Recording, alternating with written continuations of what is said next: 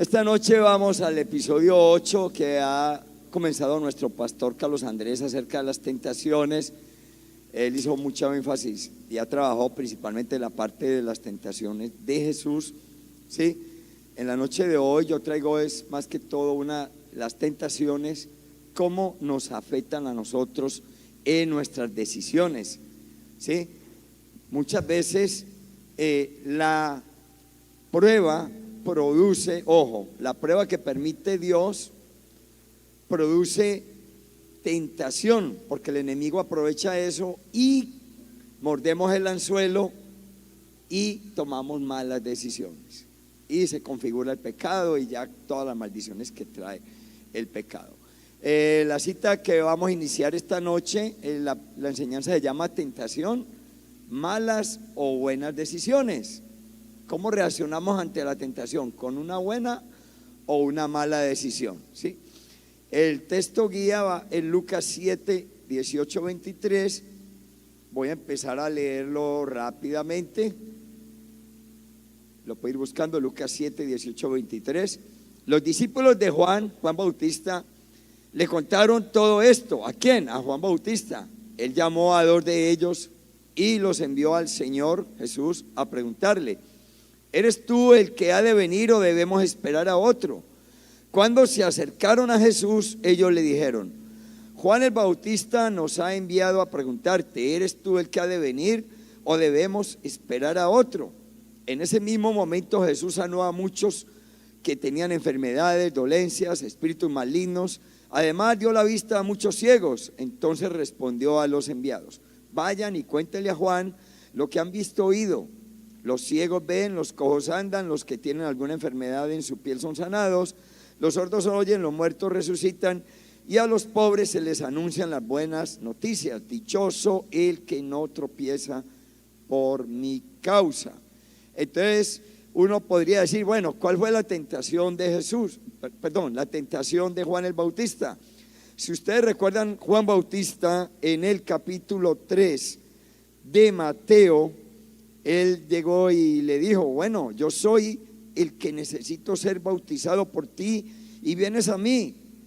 Entonces Jesús le dijo: dejémoslo por ahora así, conviene cumplir con lo que es justo. Contestó Jesús. Entonces Juan consintió, y tan pronto como Jesús fue bautizado, subió del agua. En ese momento se abrió el cielo y él vio al Espíritu de Dios bajar como una paloma y posarse sobre él, sobre Jesús. Y una voz del cielo decía: este es mi hijo amado, estoy muy complacido de él. Con toda seguridad Juan Bautista sabía que él era el Mesías. Aparte de que él, por su don profético, su don ministerial, el Espíritu Santo le había comunicado eso, y él sabía que había sido levantado para ello.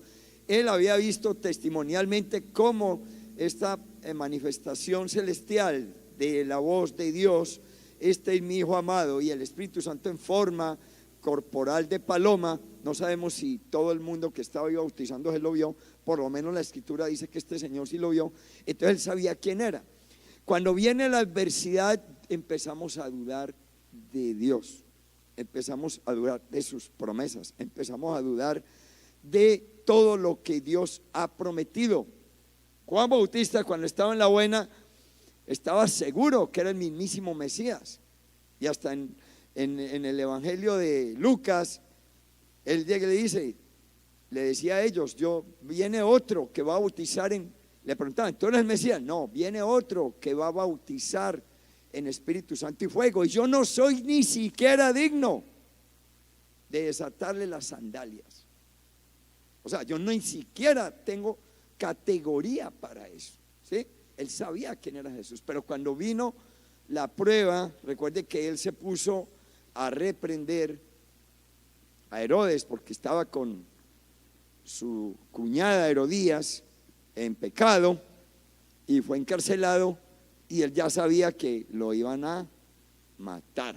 Entonces cuando vino la prueba, también vino la tentación en dudar, y le manda a preguntar: bueno, ¿eres tú o hay que esperar otro?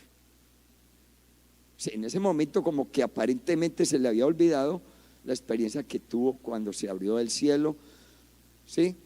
Estaba aturdido, ¿sí? El mismo Jesús dijo: estoy angustiado hasta la muerte.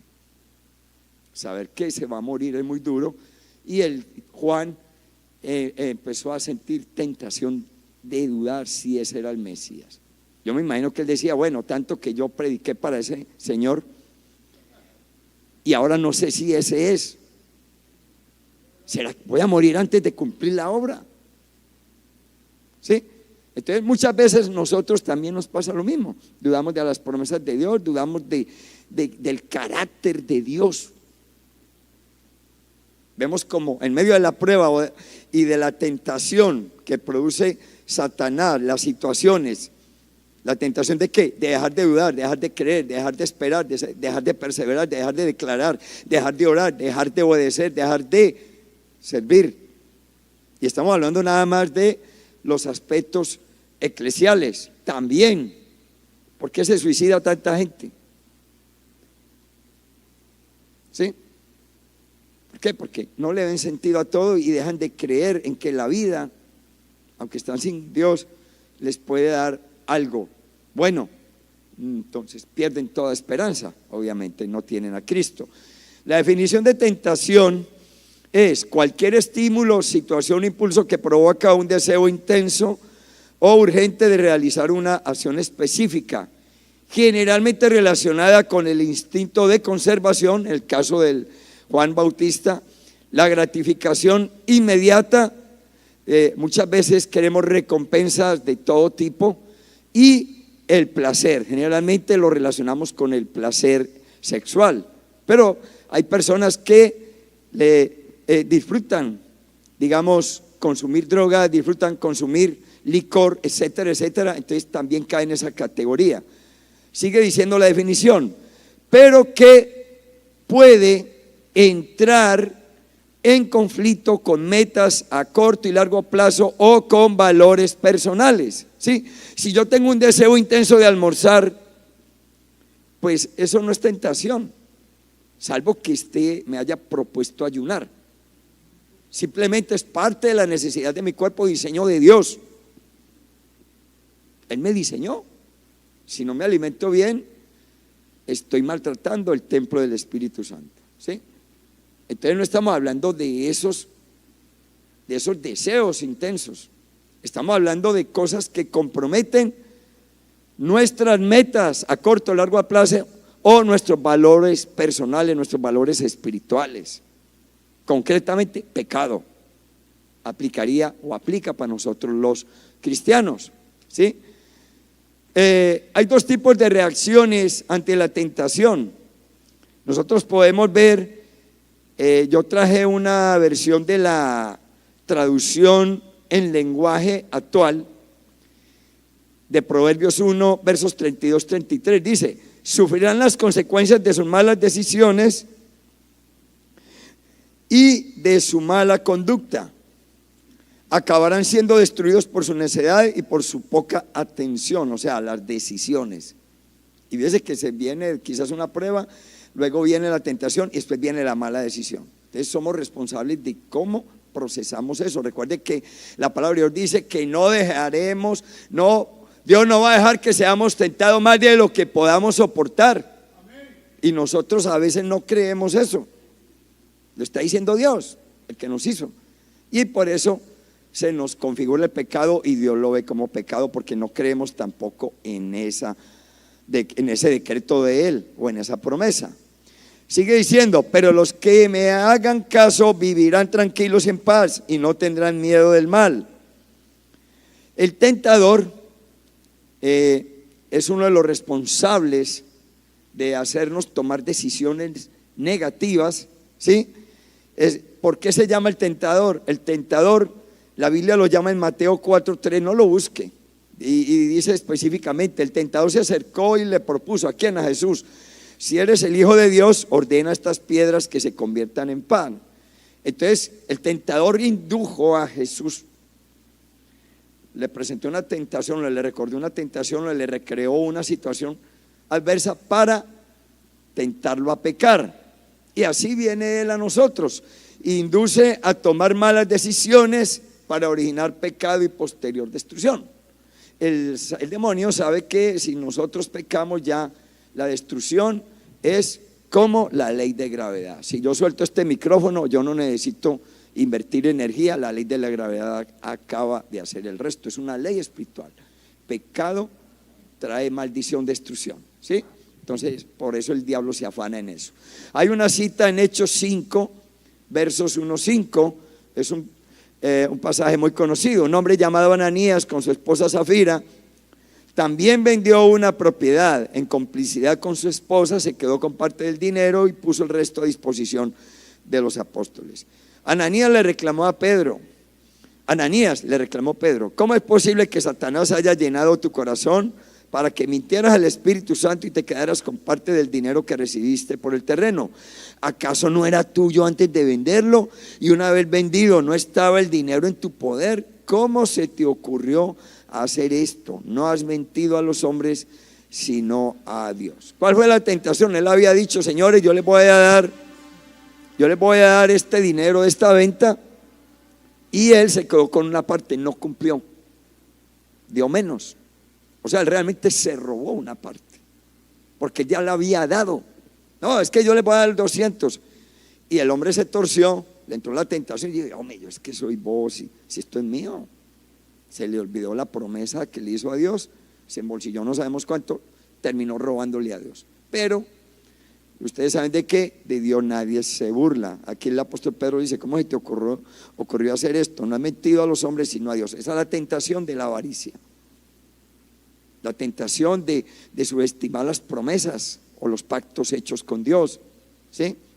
Y como toda ley espiritual configura pecado, maldición y muerte, y el Espíritu Santo lo juzgó. Al oír estas palabras, Ananías cayó muerto, y un gran temor se apoderó de todos los que se enteraron de lo sucedido. Si usted sigue leyendo ese pasaje, versículo más adelante, ven que como a las 3 horas llegó la esposa de este señor, Zafira, preguntando por el esposo, y ellos: no, mira, los jóvenes que lo están enterrando te van a enterrar a ti a continuación. Y la señora también se desplomó y se fue, porque estaba participando del mismo pecado, bajo la misma tentación que su difunto esposo. La naturaleza pecaminosa y los estándares mundanos también nos inducen a tomar malas decisiones, ¿sí? Vamos a leer el pasaje Santiago 1, 14, 15, que nos dice la Escritura. Por aquí lo voy a buscar, Santiago 1, 14, 15. Santiago 1, 14, 15. Todo lo contrario, cada uno es tentado cuando sus propios malos deseos lo arrastran y lo seducen. Luego, cuando el deseo ha concebido, engendra el pecado. Ahí está explicando el proceso en cámara lenta, el paso a paso de cómo se da eso. El pecado, una vez que ha sido consumado, da a luz la muerte. Por eso el diablo sabe que apenas active en la primer paso, en la primera etapa, todo viene como fichas de juego de dominó, ¿sí? Te presenta la tentación, ¿sí? O la misma carne, naturaleza pecaminosa. Recuerde que cuando nosotros somos tentados también de nuestra propia concupiscencia, ¿sí? De nuestra propia concupiscencia somos tentados. Y el mundo también, con los estándares del mundo, no, que esto es la última moda, que el dinero, que tú de pronto estás out, no estás actualizado, ojo. Entonces muchas veces meten presión, e incluso en los colegios, en las universidades, a la niña: Julianita, pero si todas lo hacen, ¿qué estás guardando tú? Pierden la virginidad, y les hacen bullying para que estas niñas, que de pronto sí son temerosas de Dios o así no sean cristianas, están acatando el buen consejo de la madre o de algún familiar, caiga en la tentación y luego en pecado y maldición, ¿sí? El diablo trabaja tanto dentro de la iglesia como fuera de la iglesia, ¿sí? Vamos a seguir por acá. El otro ítem es: a veces creemos tener el respaldo de Dios. Ahora, Cuando yo digo a veces queremos tener el respaldo de Dios, es cuando cedemos a la tentación y creemos que no estamos pecando y que Dios está con nosotros, ¿sí? Y a veces se usan muletillas, frases de muletillas que se oye para justificar o creer que no se está cayendo en la tentación y pecando. Segundo libro de Reyes, capítulo 5, 14 al 16 dice: así que Naamán, recuerde el soldado, el comandante del ejército, bajó el contexto es de que el hombre tenía lepra. Y bueno, después de dudar y decir que en Damasco había mejores ríos que el río Jordán, eso era el concepto de él, alguien le dijo: no, métase ahí. Bueno, descendió y se zambulló 7 veces y fue sanado de la lepra. Ese es más o menos el contexto de esta cita. Dice: así que nada más bajó al Jordán, se sumergió 7 veces, según se lo había ordenado el hombre de Dios. Está hablando del profeta Eliseo. Entonces su piel se volvió como la de un niño y quedó limpio. Luego Naamán volvió con todos sus acompañantes y, presentándose ante el hombre de Dios, dijo: ahora reconozco que no hay un Dios en todo el mundo excepto en Israel. Le ruego a usted aceptar un regalo de su servidor. Pero Eliseo respondió: tan cierto como vive el Señor. Esta misma frase la aprendió Eliseo de Elías. Tan cierto como vive el Señor, que significa: el Señor está conmigo, está a mi lado y yo tengo confianza en Él, porque Él no me deja destruir, Él no me deja agotar, Él me renueva las fuerzas. Eso es el significado de esa frase. Entonces vino de Elías, Eliseo, y ahora vamos a ver lo que hace cómo la distorsiona y la usa de la misma forma el criado Jaycee. Dice: tan cierto como vive el Señor, a quien yo sirvo, no voy a aceptar nada. Y por más que insistió Naamán, Eliseo no accedió. Puedes irte en paz, respondió Eliseo. Naamán se fue y ya había recorrido cierta distancia cuando Jaycee, el criado de Eliseo, hombre de Dios, pensó: mi amo ha sido demasiado bondadoso con este arameo Naamán, pues no le aceptó nada de lo que había traído. Pero tan cierto como que el Señor vive. Wow, qué tipo tan espiritual, imitando a Elías, imitando a Eliseo, ¿sí? Tan cierto como el Señor vive, ¿sí?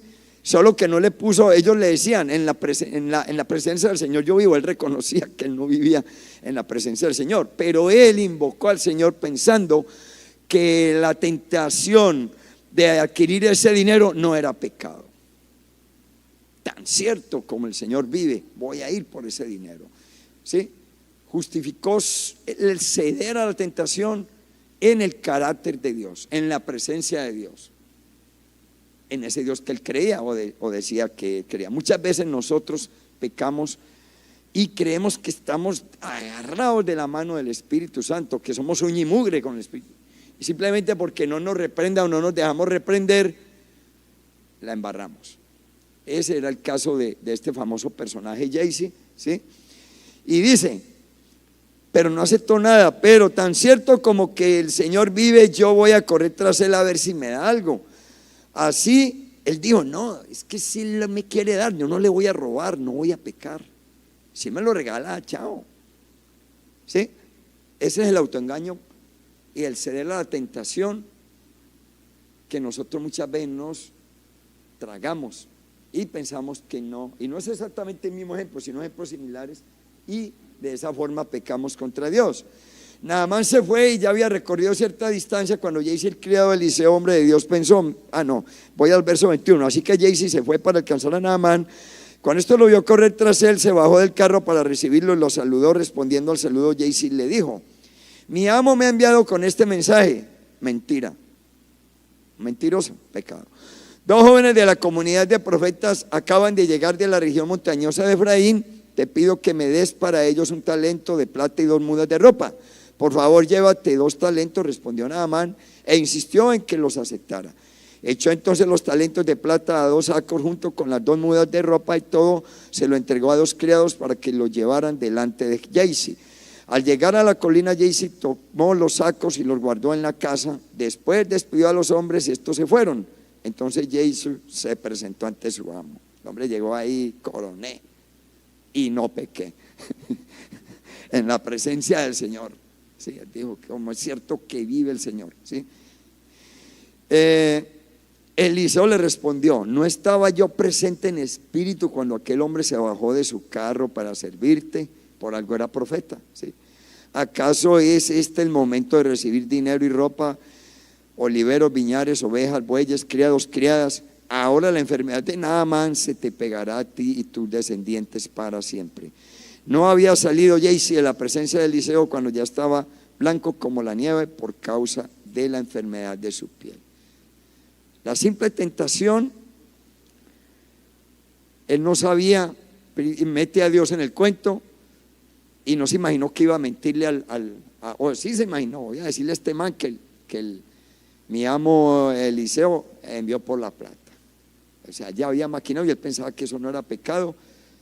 No tuvo temor, acaba de ver que que Naamán tenía esa enfermedad, pero muchas veces nos creemos intocables cuando deseamos pecar o cuando pecamos. Yo soy el siervo de Dios, yo soy el hijo de Dios, sí, pero tenemos que andar así porque puede llegar un momento donde nos quemamos, ¿sí? Nos quemamos y simplemente empezamos a experimentar las leyes espirituales. ¿Sí? El pecar es una ley espiritual yo activo una ley espiritual que genera maldición. ¿Ya? Es una ley. Como si la ley de la gravedad, yo me tiro del techo y empiezo a confesar: no, yo voy a flotar en el nombre de Jesús. Estoy bajo la influencia de una ley.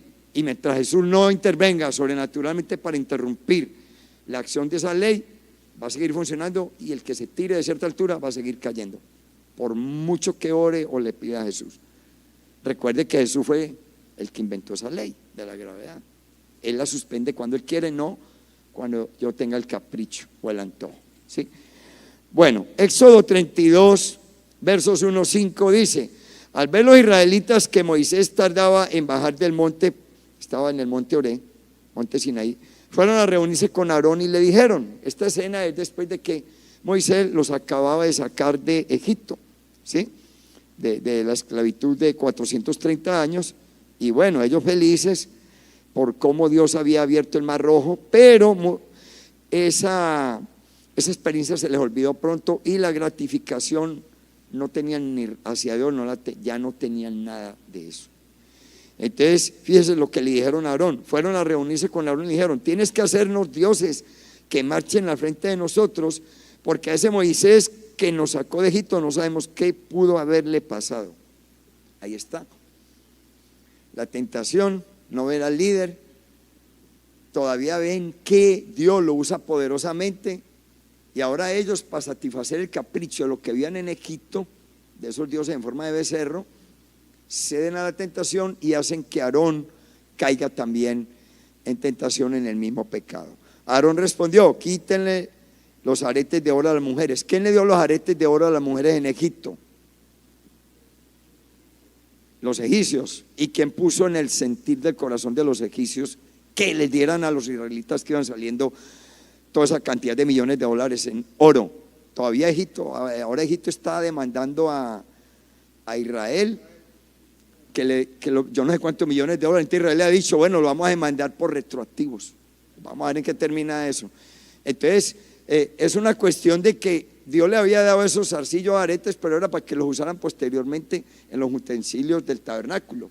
Entonces Aarón también se da la tentación: présteme en esos aretes de oro, esos zarcillos de sus hijos y sus hijas, tráiganlos. Todos los israelitas se quitaron los aretes de oro que llevaban puestos y se los llevaron a Aarón, quien lo recibió y lo fundió.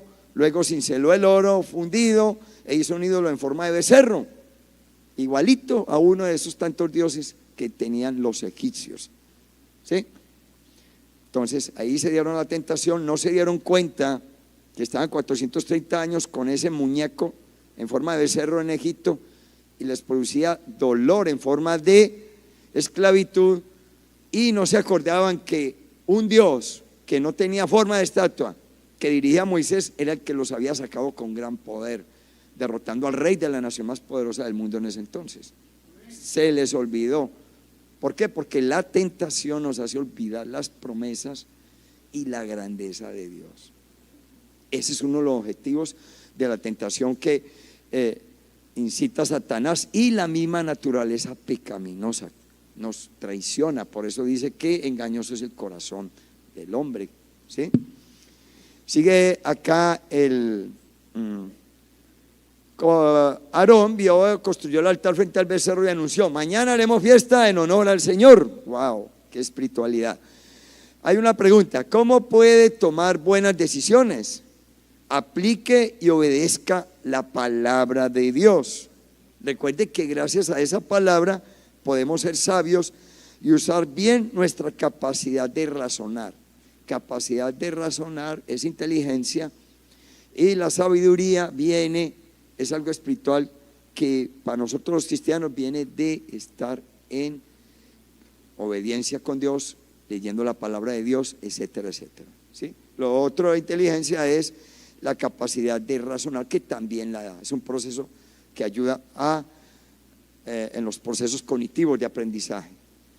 Proverbios 4, del 4 al 8 dice: mi madre me instruyó de esta manera: aférrate de corazón a mis palabras, obedece mis mandamientos y vivirás. Adquiere sabiduría, adquiere entendimiento, no olvides mis palabras ni te apartes de ellas. ¿Cómo vamos a adquirir sabiduría del cielo si no permanecemos mucho tiempo en su palabra? ¿Sí? Eso es como para meditarlo, ¿sí? Tenemos que, y en estos últimos tiempos vamos a necesitar más demanda de la palabra de Dios, porque el diablo no va a dejar salir a la iglesia así con pañitos de agua tibia. Claro que el diablo no puede tocar a la iglesia, a nosotros nos guarda Cristo, pero imagínense cómo salió. Esto es parecido a la salida de Israel de Egipto. Dios con ellos para afuera y Faraón queriéndolos fregar. Es el tiempo en que la iglesia no puede estar jugando a las escondidas, ¿sí? Es el tiempo en que tenemos que estar más metidos con Dios, ¿sí? Y cómo la palabra es uno de esas formas de yo conectarme con Dios, de yo conocer a Dios. Adquiere sabiduría, adquiere entendimiento, no olvides mis palabras, ni te apartes de ella, no abandones nunca la sabiduría. Ella te protegerá, ámala y ella te cuidará. La sabiduría es lo primero. Adquiere sabiduría por sobre todas las posesiones. Adquiere discernimiento. El discernimiento es distinguir entre lo bueno y lo malo, entre lo correcto y lo incorrecto, y actuar prudentemente para solucionar lo incorrecto o neutralizarlo. Eso es discernimiento, ¿sí? Distinguir entre lo bueno y lo malo. A nosotros los cristianos a veces nos falta discernimiento, y viene alguien con cualquier mentira, y pensamos, no nos damos cuenta que a veces nos están engañando o que nos están tentando a hacer algo que no se puede hacer. Nos falta más discernimiento, y eso se puede pedir. Dice: la sabiduría es lo primero, adquiere sabiduría por sobre todas las posesiones, adquiere discernimiento, que es lo bueno y lo malo, para que no te desvíes a izquierda, a la maldad. Estima la sabiduría y ella te saltará, abrázala y ella te honrará. Otra recomendación: cuando venga la tentación y para las decisiones, no se precipite. Si se apresura a tomar una decisión, es posible que pase por alto detalles importantes. ¿Por qué? Porque usted no va a estar en función de analizar los pros y los contras, sino de aparentemente darle una salida rápida a la situación que le está presentando su naturaleza pecaminosa, el mundo o el diablo, ¿sí? Y es posible que pase por alto detalles importantes, así que dedique tiempo a pensar qué es lo mejor. Hay cosas que hay que hacerlas de una. Hay una baleo afuera, yo no me voy a poner a pensar qué hago. Yo trato de por mi oído ver hacia dónde no hay vale y voy allá. Pero hay cosas que nos dan tiempo, y es tanta la presión del enemigo que queremos hacerlo ya, tomando la peor decisión. Y hay cosas que dan tiempo, días, meses y hasta años, pero la persona de bruces se tira voladora porque no puede esperar, porque no puede consultarle a Dios, porque no puede analizar. Proverbios 14, 15 al 18 dice: el inexperto cree todo lo que le dicen, el prudente se fija por dónde va.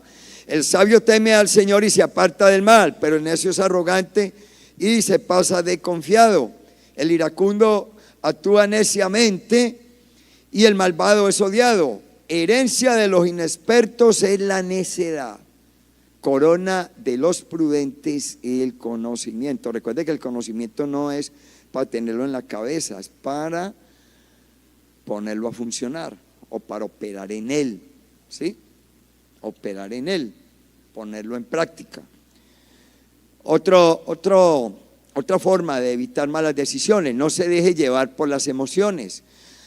Así que no es bueno que tome decisiones cuando, por ejemplo, está enojado, desanimado, deprimido, demasiado cansado o apurado. No es el momento de tomar decisiones.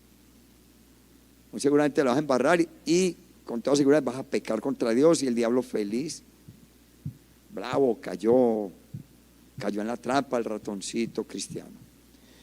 Sí, muchas veces somos muy apresurados, queremos resolver ya, no, es que yo tengo que resolver eso, ya déjalo listo. No estás en capacidad de resolverlo. Si no es debido a muerte para ti y otros, o de grandes pérdidas, aplázalo y lo vas a hacer, vas a tomar una mejor decisión.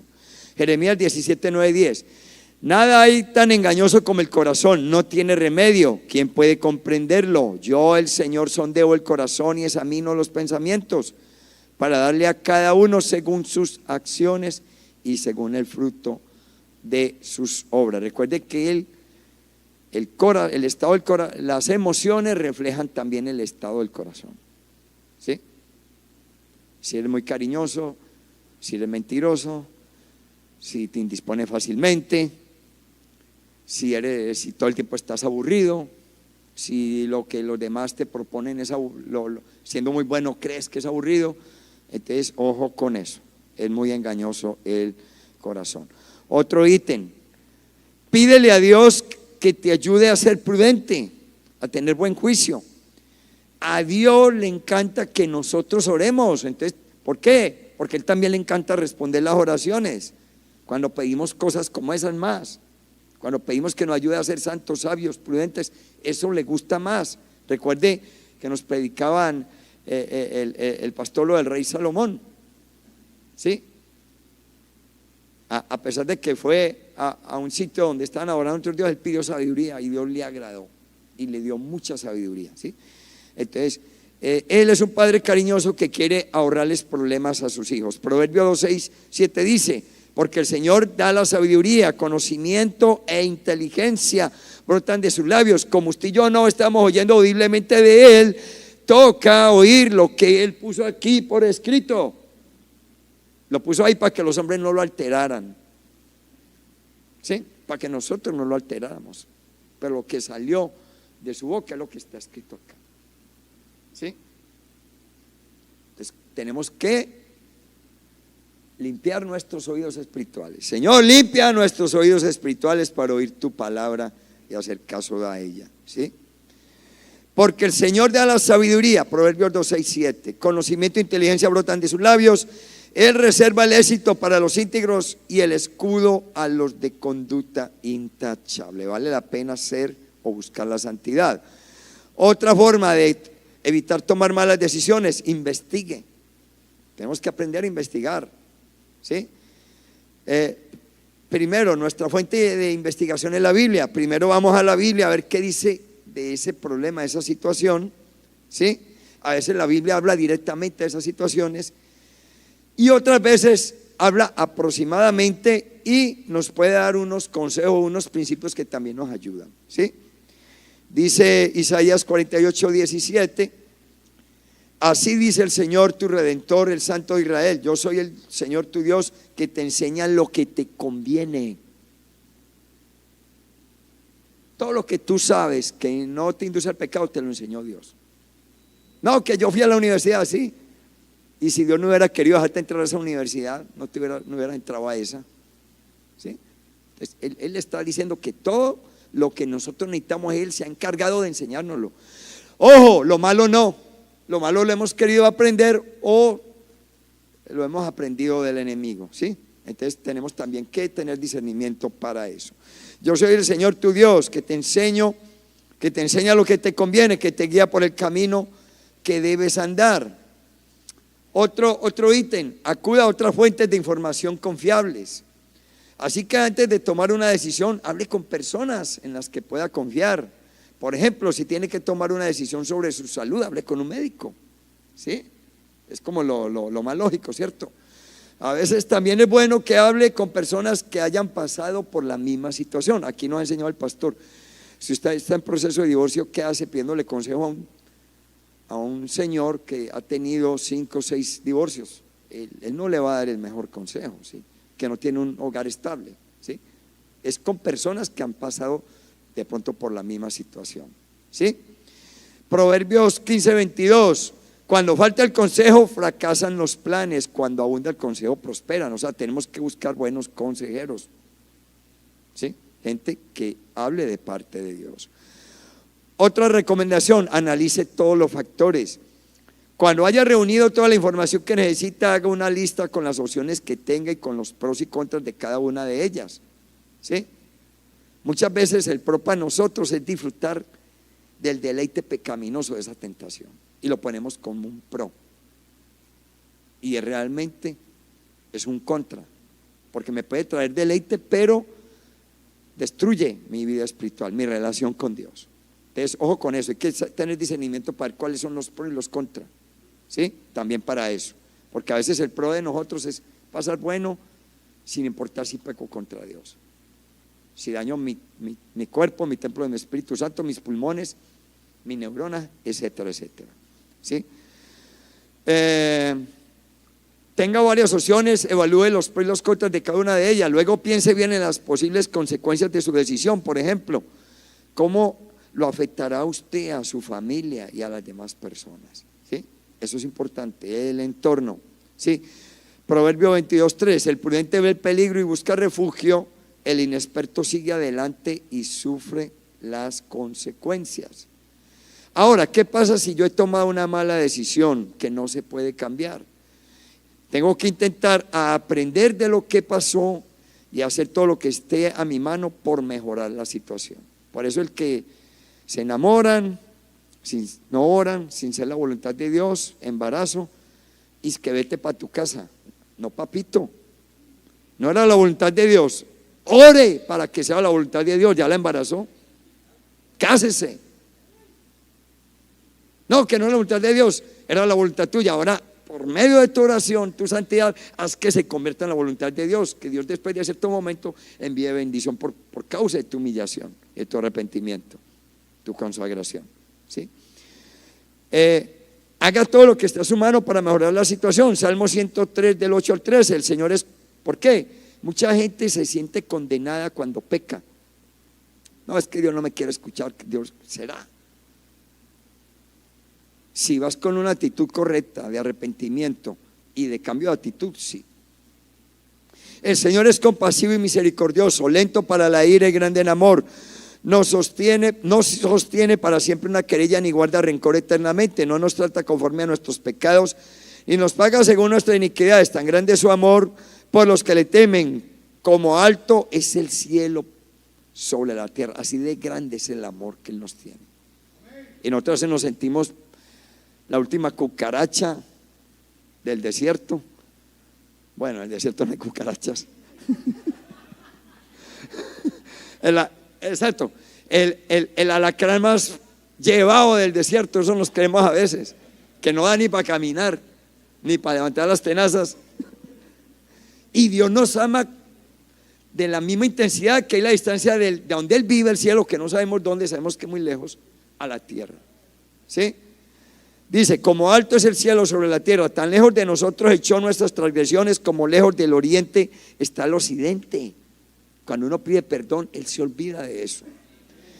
Tan compasivo es el Señor con los que le temen, como lo es un padre con sus hijos. Si ya la embarró con una tentación que no tenía que hacer, bueno, enderece y siga para adelante y ande santo y no vuelva a caer ni en esa tentación, y pide discernimiento y sabiduría para no caer en otras, ¿sí?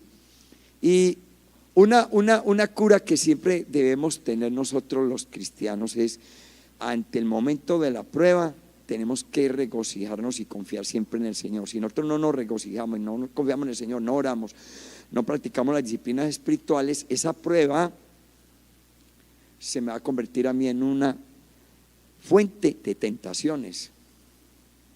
Va a estar el diablo, el mundo y mi propia naturaleza. Silent, please. Ok. Va a estar como un nido de oportunidades de tentación. Sí, yo quiero que todos se paren y hagamos esta oración. Esta es ya la última cita. Me equivoqué en el reloj. Habacuc 3, 17 y 19. Todos de pie. Vamos a orarle esto al Señor. Vamos a repetirlo. ¿Por qué? Porque no vamos a dar lugar que la prueba induzca tentaciones que no soportemos o que deseemos para pecar. ¿Sí? Primero que todo diga incredulidad fuera. En el nombre de Jesús. Desánimo fuera. En el nombre de Jesús. Deseos de pecar fuera. En el nombre de Jesús. Sobrevaloración de tentación que no soy capaz de soportar. Mentira del diablo. Fuera. Ahora vamos a repetir esto cada uno con su Biblia. Habacuc 3, verso 17 y comenzamos en coro. Usted va a hacer esa confesión hoy. Usted le va a prometer a sí mismo que usted en medio de la prueba no va a darle lugar a la tentación y al pecado. Que venga la tentación, pero usted la va a vencer en el nombre de Jesús. Diga, aunque la higuera no florezca, ni haya frutos en las vides, aunque falle la cosecha del olivo y los campos no produzcan alimentos, aunque en el redil no haya ovejas,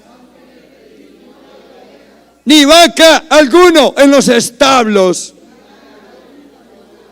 Conclusión, cero finanzas. Dígalo, dígalo. Conclusión, cero salud. Conclusión, muchos problemas. Ahora sí vamos al verso 18. Aún así, yo me regocijaré en el Señor. Me alegraré en el Dios de mi salvación. El Señor y Dios es mi fuerza. Da a mis pies la ligereza de una gacela para correr, a adorarlo, a obedecerle y para correr huyendo del pecado. Y me hace caminar por las alturas, porque escrito está: juntamente estoy con Cristo Jesús en las alturas. Amén y amén. Un fuerte aplauso a Jesús.